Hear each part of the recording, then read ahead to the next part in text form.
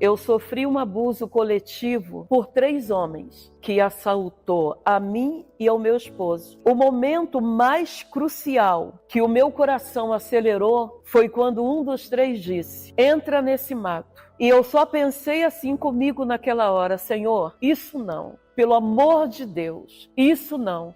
Esse testemunho vai edificar a sua vida. Assista até o final, que o final vai te surpreender. A minha mãe só me chamava de nega, de macaca, de crioula. Eu me lembro das frases da minha mãe dizendo que o médico entregou para ela a criança errada, que ela me achou na lata do lixo. Eu não vou negar que eu fui uma pessoa que criei muita amargura dentro do meu coração. Eu criei muita raiva, muito ódio. Para você ter uma ideia, eu não chamava minha mãe de mãe, não conseguia. Eu chamava ela de Maria Paula. Eu fui para a vida fácil, muito cedo, por causa da revolta que eu tinha pela ausência de amor de mãe. Todos os meus irmãos apanhavam com uma vara de cipó, mas quando era minha vez eram 3. E eu ficava muito marcada pela minha mãe. E assim eu vivi, entrei para a boca de fumo por revolta. Eu dizia no meu coração, se eu sou tudo que ela diz sem eu ser, então eu vou ser para ela ter razão. E nesse momento que eu decidi fazer isso, eu estava lutando e armando flechas para machucar e ferir a mim mesma. Então eu entrei para a boca de fumo, eu me prostituí, mas Deus sabe, do charco de lodo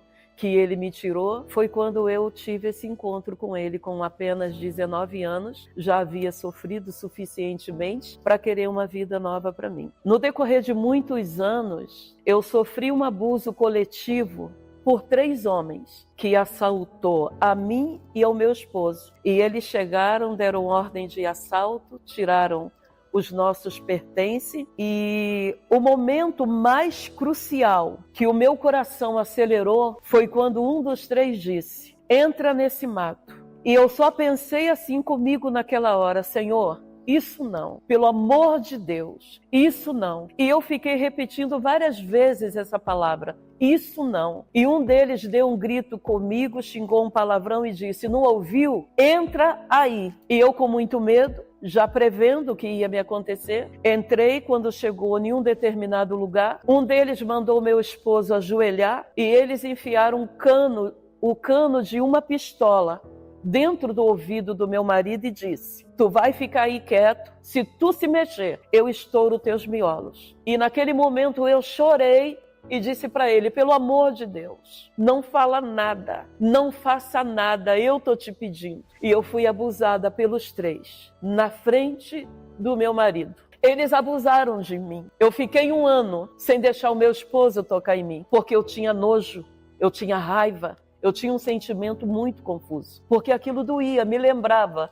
o toque me lembrava, era uma coisa impressionante. Quando eu ia na rua, qualquer homem que eu olhasse, que me olhava, eu já achava que queria fazer mal comigo, para mim. E isso já era psicológico, o medo. Era o meu psicológico que o diabo já tinha enfraquecido com que ele promoveu contra a minha vida. E o que foi mais interessante para mim é que o meu esposo, ele nunca me perguntou nada a respeito. Ele nunca me indagou e isso me ajudou. Eu entrei dentro de um casulo, não teve profissional da saúde, não teve psicólogo.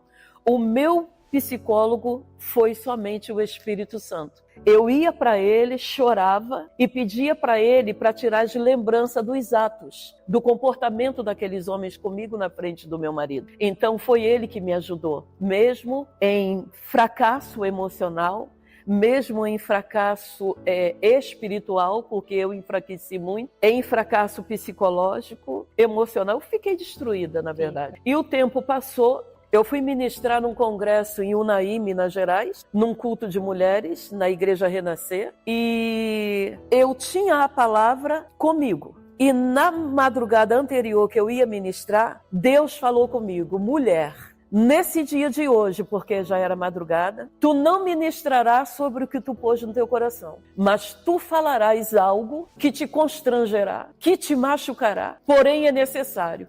E eu nunca tinha dado testemunho na igreja a respeito. Nunca tinha falado para ninguém.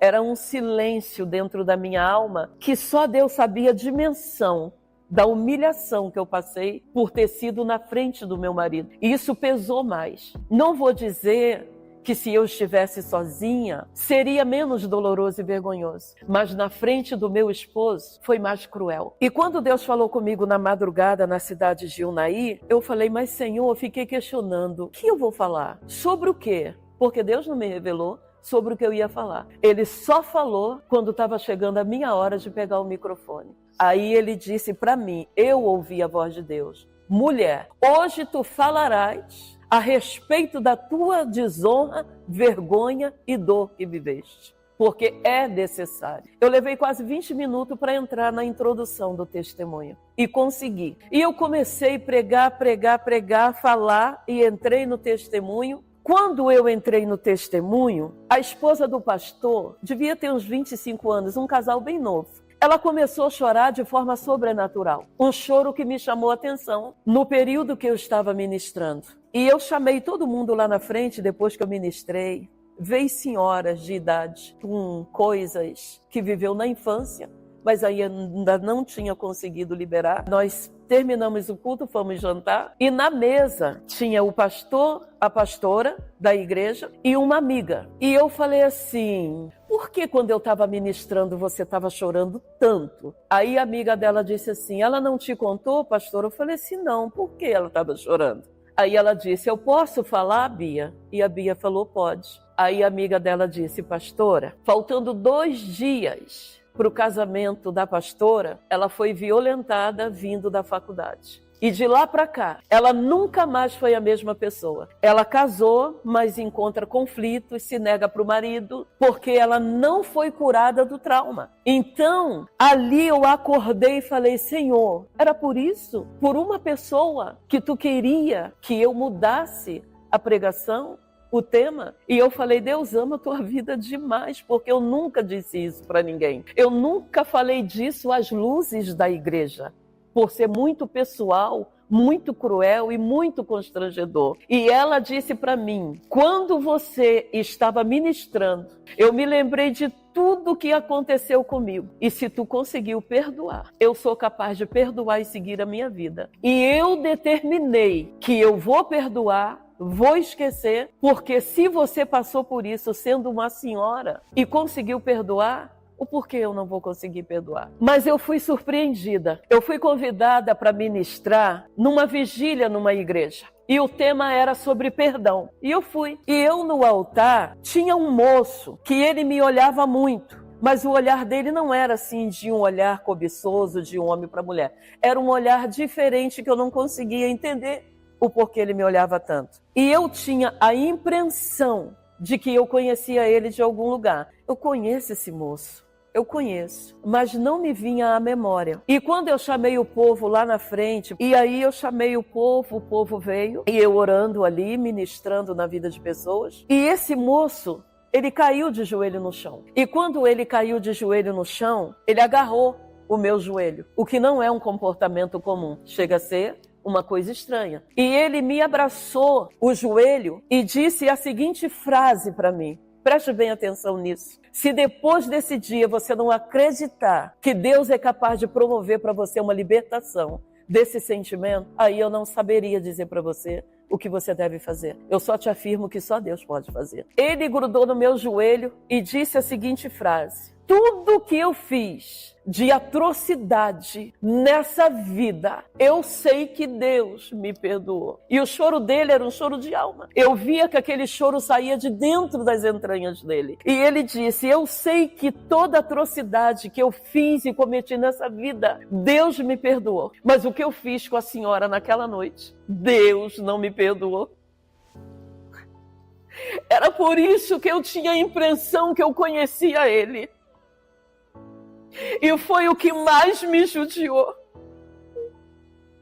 Foi o que mais me humilhou na frente do meu marido. Foi o que mais me envergonhou.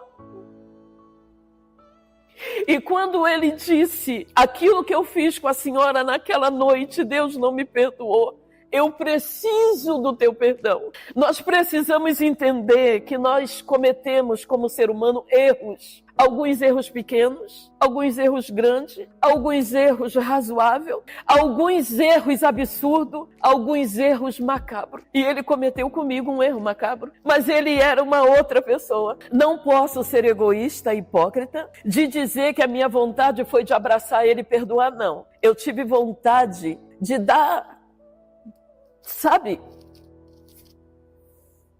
E aí, quando eu tive essa vontade, espero que todos tenham entendido, como ser humano, como pessoa física, como uma pessoa vítima de um abuso, eu tive. A falta de perdão é uma arma atirada contra nós todo dia. E eu tinha isso dentro de mim, uma dor, uma mágoa, um ressentimento. Mas o Espírito Santo de Deus, como eu falei, ele é uma coisa tão linda, tão maravilhosa, que ele preparou aquele momento para mim. E eu consegui. Tu me responde. Porventura não é sobre perdão que tu estás ministrando? Eu senti como se ele me espremeu e disse, ou tu perdoa ou tu não perdoa. Não foi assim. Ele me espremeu dizendo, ou tu perdoa ou tu perdoa. Porque ele estava promovendo uma libertação para mim. O Espírito Santo quer promover uma libertação para a tua vida, para a tua casa, para a tua família. Como eu disse, não importa a tua religião, não importa a tua fé. Deus, ele te olha como ele olhou para mim e viu que eu precisava de uma libertação. E ele preparou uma vigília para me pregar sobre perdão e colocou ali um abusador que abusou de mim. Quem é que faz isso? Jesus. Aleluia. Ninguém mais faz isso. Deus estava ali para cuidar de um estrupador arrependido e para cuidar de um sentimento que me oprimia 24 horas por dia. E eu pude entender que Deus, ele não olha só para mim. Deus, ele olha por todos. E eu levantei ele. Ali foi o meu maior desafio. Eu peguei nas mãos dele, eu levantei ele e disse assim para ele, se depender de mim e desse perdão para tu alcançar a vida eterna, eu te perdoo. Eu te perdoo. Se o meu Deus te perdoou, quem sou eu? Quem sou eu para não te perdoar? Não se autocondene por falta de liberar perdão para alguém, porque às vezes quem te machucou, quem te feriu, está seguindo a vida feliz. Está seguindo a vida prosperando, está seguindo a vida e você estacionou. Entenda, se a pessoa que te oprimiu, te machucou, te feriu, está seguindo a vida, imagine você que foi vítima dessa pessoa. Você foi a vítima. É você que tem o direito de seguir a vida, é você que tem o direito de ser feliz, é você que tem o direito de ser liberto, liberta. E você acha que Deus olha para você e quer ver você condenado? Não, Ele quer te ver liberto. E quando eu disse isso para ele, ali foi o desfecho de tudo. Acredita, eu tive coragem de abraçar. Eu abracei ele. Eu abracei ele e disse para ele, tu está perdoado no nome de Jesus. Preste bem atenção, eu não estou chorando por causa de dor, de vergonha, não. Deus é lindo demais para promover isso na vida de alguém. Ele poderia pedir perdão a Deus e tudo bem, mas ele me conheceu. Então Deus queria me dar autonomia. Ele queria que eu tivesse propriedade para pregar